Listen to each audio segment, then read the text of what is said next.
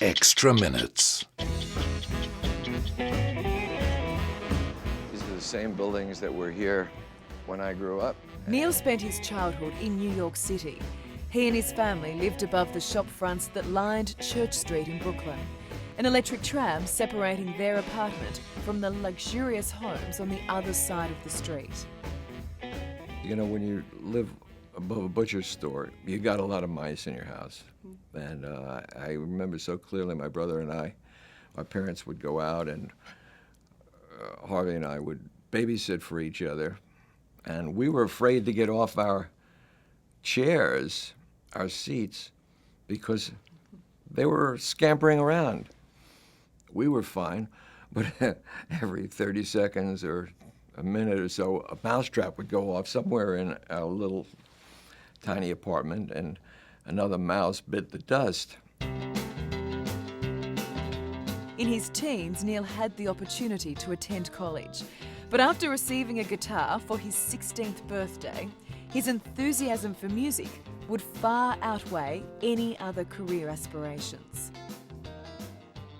I tried pre-med for a year or two at New York University, and it was too involving. You had to be 100% involved in your studies, and I wasn't. I was, at that time, I was writing songs. So how were those early years when you were starting out as a songwriter?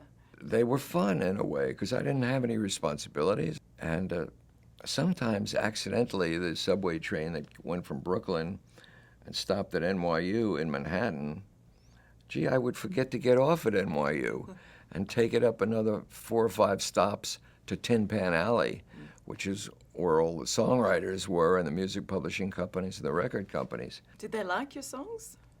Not very well, but I was a beginner. And at least they listened.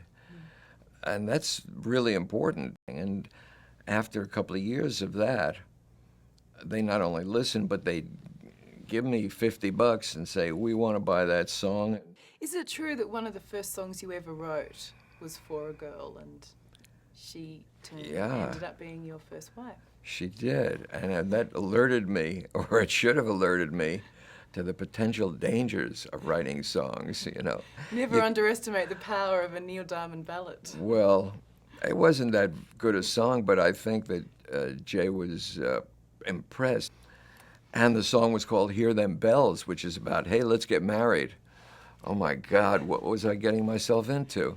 You walked straight into that, didn't you? I did it all of my own volition. I was in love with her. And so that was it. That closed the deal.